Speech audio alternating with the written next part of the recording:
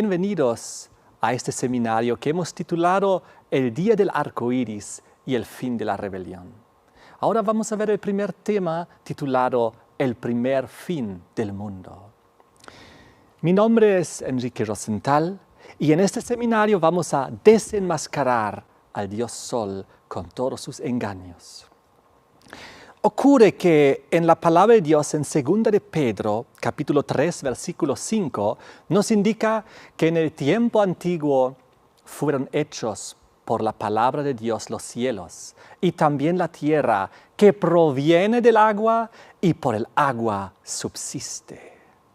Ocurre que cuando Dios comenzó a crear esta tierra, en el Génesis capítulo 1 está todo registrado, la tierra aún estaba completamente rodeada de agua. Veremos aquí en una ilustración cómo Génesis capítulo 1, versículo 2, más o menos, lo ha descrito, cuando la tierra aún estaba cubierta totalmente de agua.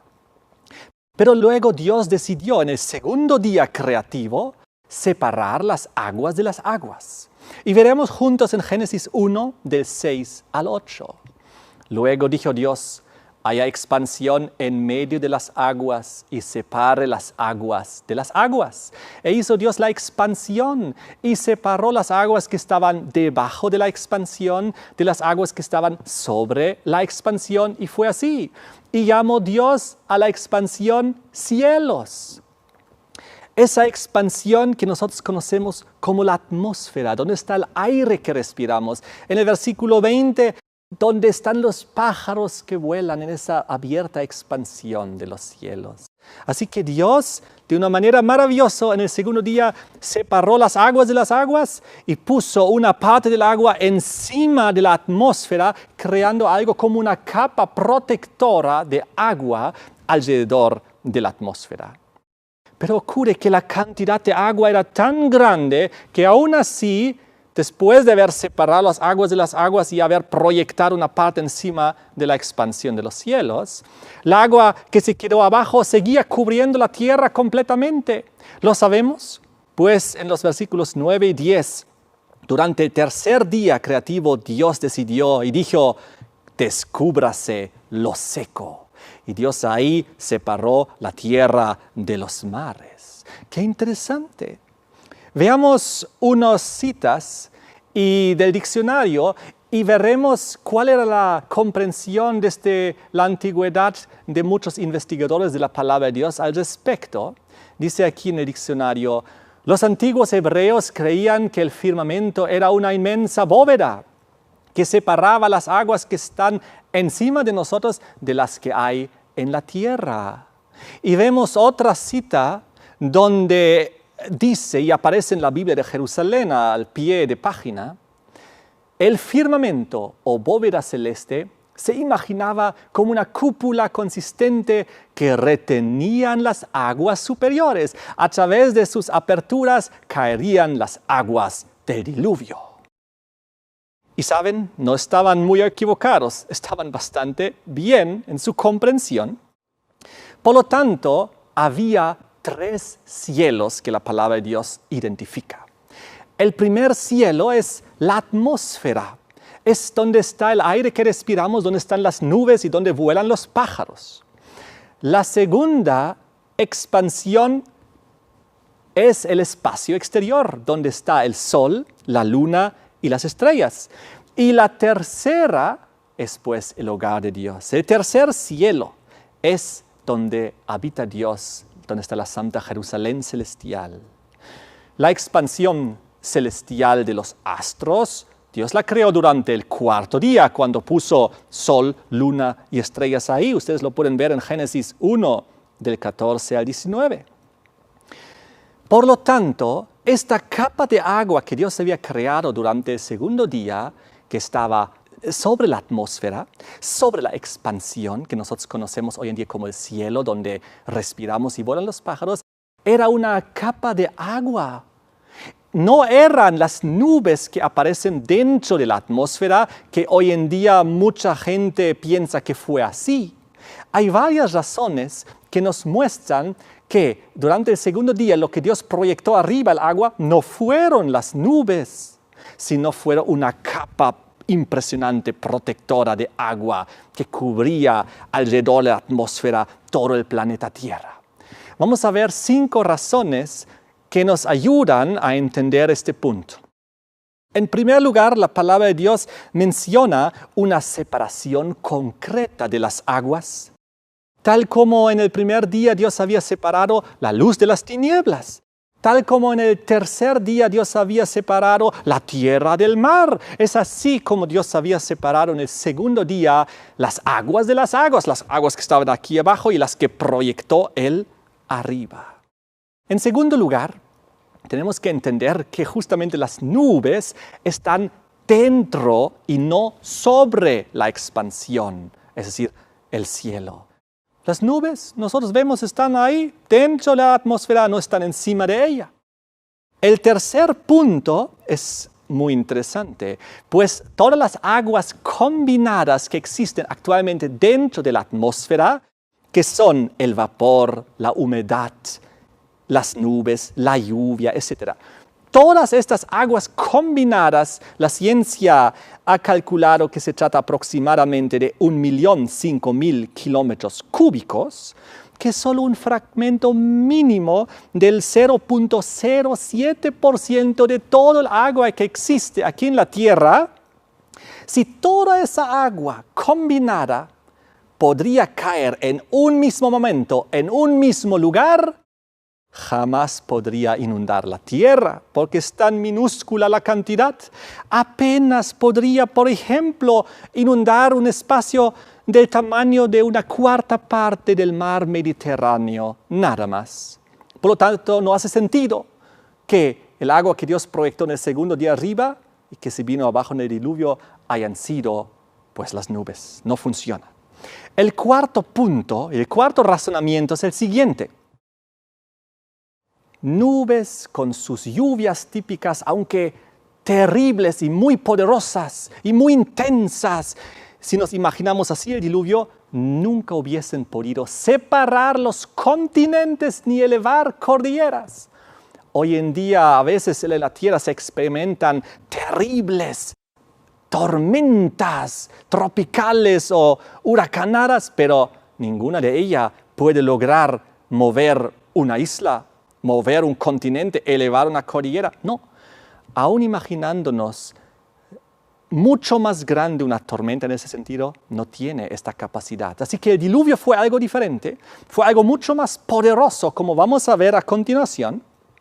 Pero de todas maneras, el quinto razonamiento que nos enseña que el agua que Dios puso encima de la expansión fue la capa protectora de agua es la siguiente. Antes, en el mundo prediluviano, antes no existía, según el Génesis, un ciclo eterno de evaporación, formación de nubes, lluvia, arcoíris. Todos esos fenómenos naturales recién en el Génesis comienzan a aparecer a partir y después del diluvio. Son fenómenos ajenos al mundo antes del diluvio. Recién aparecen a partir de Génesis 9 esta mención de estos fenómenos. Quiero que entiendan que cuando Dios creó esta tierra, Él, durante el tercer día, cuando separó lo seco pues, del mar y creó la tierra, donde el supercontinente original era un mundo unido en el cual habitaban los antediluvianos. Era realmente un supercontinente original. La humanidad estaba unida y no como hoy en día separada en diferentes continentes e islas. En el tercer día Dios creó entonces la tierra separando lo seco del mar y en singular dijo la tierra y los mares. Génesis 1, 9 y 10. Eso es muy significativo, porque la tierra era unida y alrededor estaban los mares. Me imagino el mar del norte, del sur, del este, del oeste. De todas maneras, alrededor de la atmósfera había una capa protectora que garantizaba a esta humanidad un perfecto clima estable, equilibrado y bueno. El sol no lastimaba a las criaturas que Dios había hecho. Adán y Eva, dice la palabra de Dios, caminaban desnudos, no les lastimaba el sol. Dios dijo en Génesis 1:31 que todo fue bueno en gran manera, pues Dios nunca crearía algo que podía lastimar a sus criaturas, que Él creó con tanto amor. Adán y Eva caminaron desnudos, el sol no les quemaba, no tenían que protegerse ni cuidarse del sol, no necesitaban bloqueadores solares ni ponerse en la sombra, pues su piel no se irritaba, no enrojecía, no se pelaba, no tenían riesgo de diferentes enfermedades cutáneas o como el cáncer de la piel. No, todo era bueno de gran manera, pues esta capa de agua que cubría la tierra alrededor de la atmósfera protegía a la tierra, protegía el clima de la tierra y también de los rayos solares.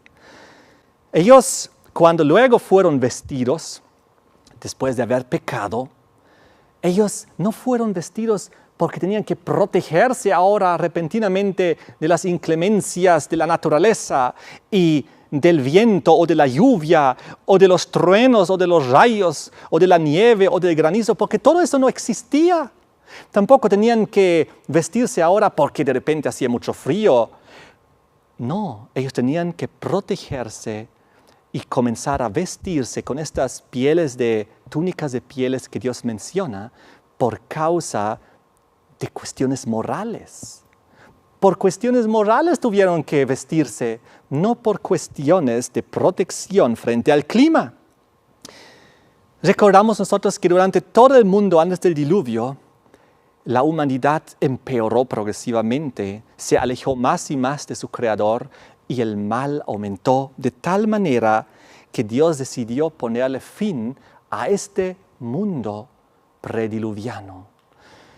Ocurre que en Génesis capítulo 6, versículo 5, Dios dice que vio el Señor que la maldad de los hombres era mucha en la tierra, que todo designio de los pensamientos del corazón de ellos era de continuo, solamente el mal.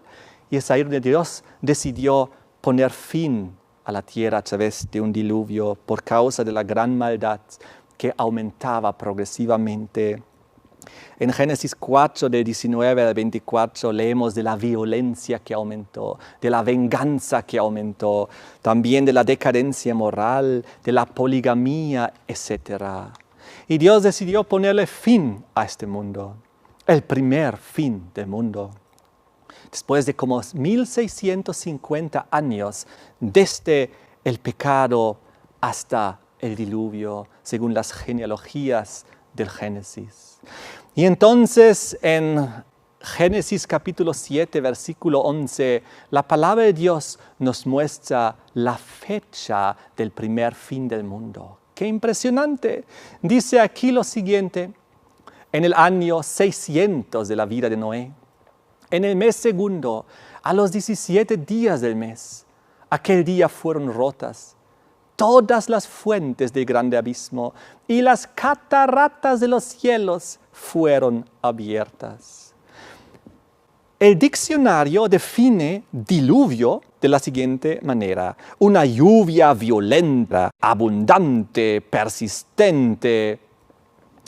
Pero no, el diluvio no fue como hoy en día nos lo imaginamos y como lo vemos a veces en alguna película o en alguna ilustración donde caen muchas gotitas del cielo, como una lluvia que conocemos, pero pues mucho más persistente y violenta y abundante. No, el diluvio fue tal como lo describe Génesis 7, versículo 11, donde decía que las cataratas de los cielos fueron abiertas.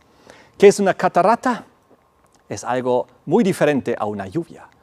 Yo una vez me paré debajo de una pequeña catarata y la presión era tan poderosa, aunque era tan pequeñita, que tuve que salir rápido de ahí. ¿Ustedes conocen cómo es, por ejemplo, el grifo de un lavamanos si lo abrimos y el agua baja con presión? Así tenemos que imaginarnos el diluvio. Las cataratas de los cielos fueron abiertas. Y no fue solo una ruptura en la capa protectora por donde comenzó a caer el agua, miles de kilómetros para impactar con toda la fuerza bruta aquí en la tierra, sino la Biblia habla en plural, las cataratas de los cielos, porque quizás eran mínimo 2, pero quizás eran decenas o cientos de rupturas en la capa protectora, y entonces el agua que Dios en el segundo día había proyectado ahí arriba y que había protegido el clima de la tierra y que nos había protegido de los rayos solares, se vino abajo en el diluvio. Durante 40 días y 40 noches que tardó el diluvio, se vino abajo todo ese agua que Dios había puesto durante el segundo día ahí encima de la expansión. ¡Qué terrible! Eso sí tuvo un efecto y una fuerza bruta, impactante, para remover continentes, para destruir la tierra, para elevar cordilleras. Eso es lo que fue el diluvio. Y entendiéndolo así también nos ayuda a imaginarnos cómo realmente ha sido este primer fin del mundo, apocalíptico podríamos decir. Génesis 7, versículo 11, nos describe que había un segundo factor en la destrucción del planeta Tierra en aquel entonces, pues dice ahí que también fueron rotas todas las fuentes del grande abismo. Es decir, aparte de las cataratas del cielo que fueron abiertas y que vinieron aquí abajo, también todas las fuentes del grande abismo fueron rotas. Es decir, algo fue roto aquí en la estructura misma del planeta Tierra, y de ahí que comenzó la tectónica de placas y la deriva continental. Y por eso se comenzaron a separar los continentes y las islas y elevar las cordilleras.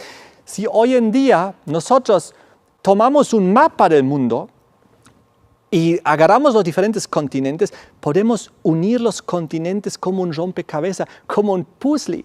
En algunos colegios inclusive los niños lo hacen. Aquí en la ilustración vamos a ver cómo los científicos se imaginan cómo fue esa situación de la separación de los continentes en la deriva continental.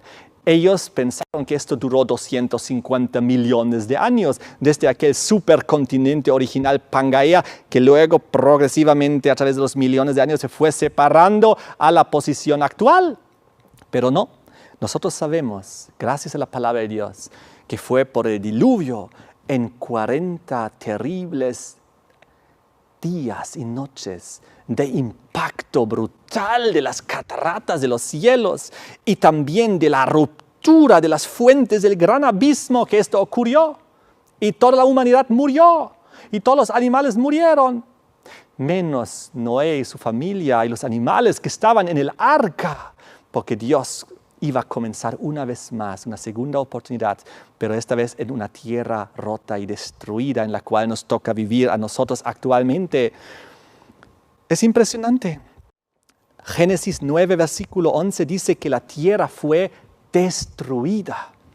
Génesis 7, versículo 11 dice que fue rota. Esas palabras tenemos que entender. Es como una vasija que la hacemos caer y se rompe en diferentes pedazos. Es como un cristal que hacemos caer y se defragmenta en varias piezas. Así esta tierra fue rota y destruida. Y ahora cada continente y cada isla es simplemente una parte destruida, rota, defragmentada del mundo original de Pangaea, que la ciencia llamó Pangaea, Pan, tierra Gaea unida, la tierra unida de la antigüedad. Solo que eso no fue ni por evolución, y no fue ni en millones de años, sino durante el diluvio, en terribles 40 días y 40 noches.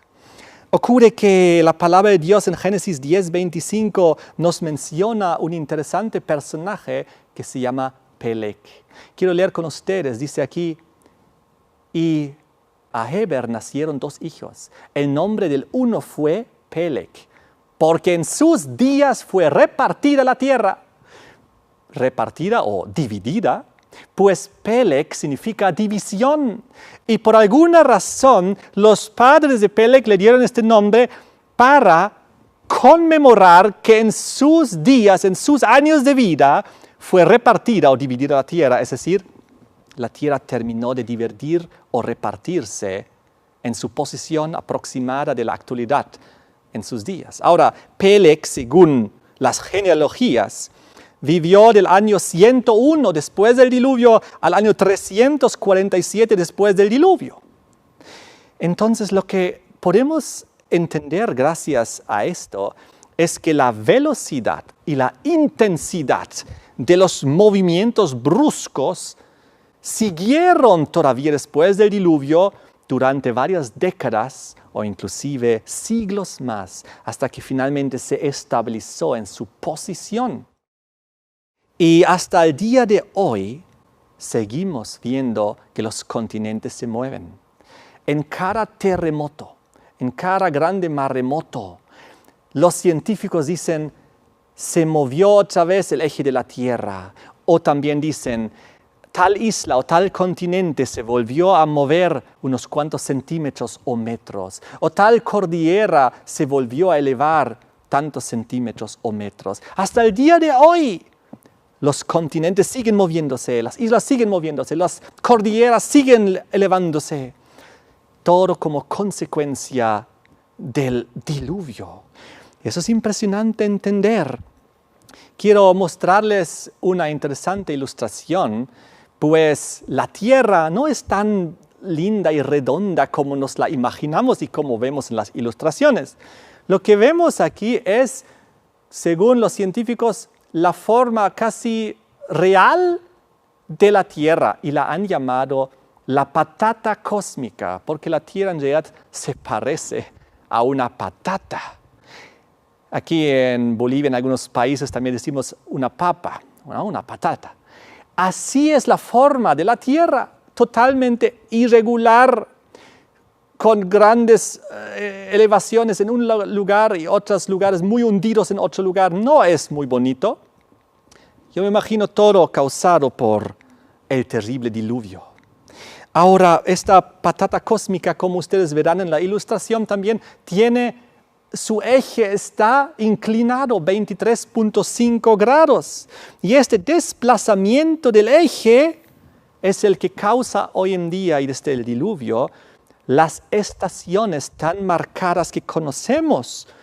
Y por eso recién después del diluvio, en Génesis 8:22, nos menciona por primera vez frío y calor, verano e invierno. Antes, en el mundo, antes del diluvio, con su capa protectora, no habían extremos de frío ni de calor. Adán y Eva no tenían que protegerse. Ellos podían caminar desnudos. Estaba todo bien hecho y perfecto. No tenían frío ni calor como hoy en día sentimos nosotros. Era el paraíso. Era el jardín Edén. Todo estaba bien hecho en gran manera. Verano, invierno, estos extremos de calor y frío es un fenómeno de este mundo destruido desde el diluvio, las estaciones tan marcadas. Nosotros pensamos que todo esto es normal porque en esto hemos nacido. Esto siempre hemos visto desde el nacimiento, pero no es normal. Es porque vivimos en una tierra rota y destruida, sin capa protectora, donde el clima ahora está en rebelión. Y lo que ha causado también esta rotación del eje, a veces en las noticias cuando escuchamos de un terremoto, también dice que el eje de la Tierra fue rotado un poquito más y por lo tanto se acortó un poquito el tiempo, unos fragmentos de un segundo. Es muy interesante. ¿Por qué? Porque también el perfecto tiempo cronometrado de Dios fue destruido en el diluvio. Según la palabra de Dios, si ustedes analizan Génesis 7, los versículos 11, 24 y Génesis 8, 3 y 4, ahí nos indica un lapso de 150 días y ahí nos habla de 5 meses exactamente y 150 días, lo cual significa que un mes tenía exactamente 30 días. Pero así fue cuando Dios había hecho la tierra, un año tenía exactamente 360 días. Un mes tenía exactamente 30 días. El tiempo estaba perfectamente cronometrado. Pero hoy en día, ¿cómo es? El año varía. Tiene como 365 días. El mes varía, tiene entre 28 y 31 días. Ya no está en ese lindo orden cronometrado que Dios había hecho. Inclusive esto llegó a desordenarse. Pero las profecías de la palabra de Dios siguen manteniendo este orden original y perfecto del mundo antediluviano. Es por eso que las profecías de la palabra de Dios hablan de un mes de 30 días, de un año de 360, etc. Es muy interesante. Nosotros, estimados amigos televidentes, vivimos en una tierra rota, destruida. Esa preciosa capa protectora ya no está. El primer fin del mundo era realmente terrible. Y nosotros vivimos ahora en un mundo que sufre todas las consecuencias de la destrucción del mundo original. Pero Dios en su gran amor y misericordia nos dio una segunda oportunidad, un segundo chance de hacer su voluntad, de adorar al Dios creador de los cielos y de la tierra, porque Dios recreará las cosas. Dios volverá a hacer bien todas las cosas. Cuando el Señor Jesús venga y se termine esta historia humana, violenta, idólatra, injusta, Él recreará las cosas, Él restaurará todas las cosas, el paraíso perdido, el jardín Edén que hemos perdido por causa de desobediencia, lo vamos a recuperar por causa de obediencia. De esta manera Dios nos invita a hacer su voluntad, a seguir sus mandamientos. Yo quiero hacerles un llamado para que todos ustedes también tomen esta decisión. Yo también ya la he tomado, de adorar al Dios creador de los cielos y de la tierra, aquel que tiene un precioso futuro para nosotros. Oremos, inclinemos el rostro para orar. Padre nuestro que estás en el cielo, creador de los cielos y de la tierra, te damos gracias por tu palabra. Sabemos que tú vienes pronto según tus promesas y vas a recrear todas las cosas y volveremos a vivir en un mundo estable, en un clima estable y protegido, Señor, cuando tú vengas, porque tú harás nuevos cielos y nueva tierra. Te pedimos que todos nosotros estemos ahí. Te damos gracias en el nombre de Jesús. Amén. Que Dios nos bendiga con este conocimiento. En el siguiente tema vamos a seguir profundizando y viendo las terribles consecuencias del diluvio.